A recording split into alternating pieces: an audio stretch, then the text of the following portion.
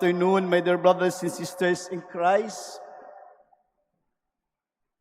As we continue our journey, our spiritual journey on this fifth week and ordinary time, my dear brothers and sisters, Jesus once again reminds us that is truly with us. Jesus is truly with our hearts. Embrace Him and understand Him. This is our gospel today, my dear brothers and sisters. Jesus expresses His disappointments toward His disciples and their ability to understanding despite of revealing the goodness and power of God to them. Mga minamahal na kapatid, nauunawaan ba talaga natin kung bakit tayo nandito o nagdarasal at nagnanais makapiling ang ating Panginoon? Lubos po ba nating nauunawaan ang mga bagay-bagay na ito sa buhay natin? Bakit po tayo kailangan magdasal? Bakit kailangan po natin magsimba? Nauunawaan ba natin ito sa buhay natin? At ano ang pakay natin upang makasalamuhan natin ang ating Panginoon? My dear brothers and sisters, as I mentioned, Jesus is with us. With Him, our life is dedicated. Niyayakap po natin ang ating Panginoon. Tinatanggap natin ang Panginoon. That's why in our gospel today that we heard, Jesus asked His disciples, "Do you not yet understand or comprehend? Your hearts hardened. Do you have eyes and not see? You have ear, not hear." Kumbaga mga minamahal na kapatid, sinasabi ng ating Panginoon, binigyan ko kayo ng kumpletong pagkatao, pero hindi niyo nauunawaan ang mga bagay-bagay na sinasabi ko sa inyo at nakakasama niyo ako sa buhay ninyo. Because sometimes, my dear brothers and sisters, this question that the Lord telling His disciples, para po bang naiinis ang ating Panginoon? Para po bang nagagalit ang ating Panginoon? Would get annoyed at our failure to follow the instruction given to us by God. Even our first reading of today, parang nagagalit, kumbaga naiinis. Mga minamahal na kapatid, kahit patuloy tayong sinasabihan, pinapakitaan, hindi pa rin natin nauunawaan ang nais ng Diyos para sa atin.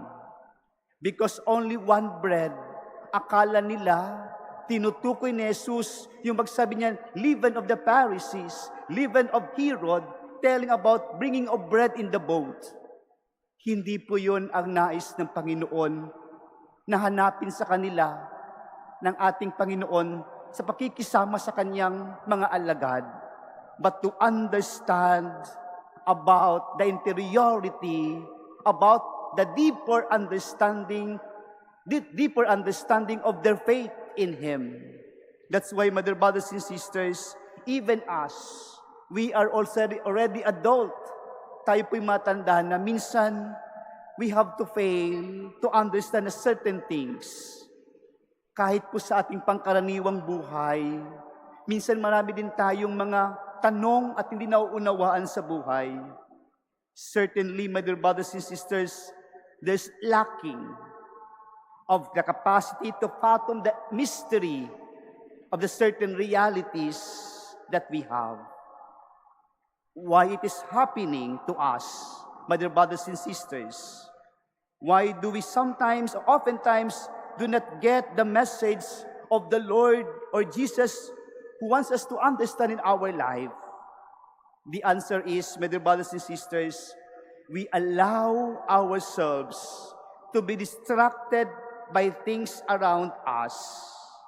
By this reality, we cannot comprehend or understand of what Jesus wants us to imbibe every day in our life. This is the mode of our gospel today. Jesus admonished his disciples to beware of the leaven of the Pharisees, the leaven of Herod. Jesus, my dear brothers and sisters, using the leaven as a metaphor, symbol of penetrating power or false teaching, which for all intents and purpose are worldly and temporary. Mga minamahal na kapatid, ang mga Pariseo, ang kailang pang-uugali ay being self-righteous, desire for power. And the Herod leaven na sinasabi ni Jesus is about the spirit of worldliness, ang makamundong kaisipan.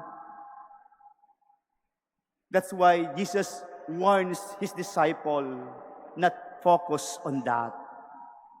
Just focus on our own, or what the teaching the Lord telling us today.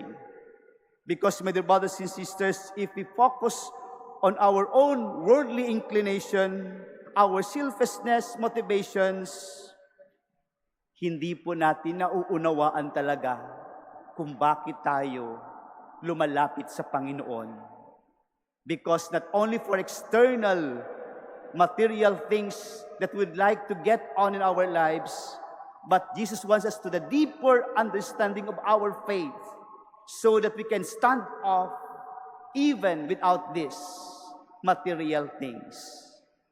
My dear brothers and sisters, Jesus strongly warns us to guard us also against the modern leaven or yeast that brings us to evil.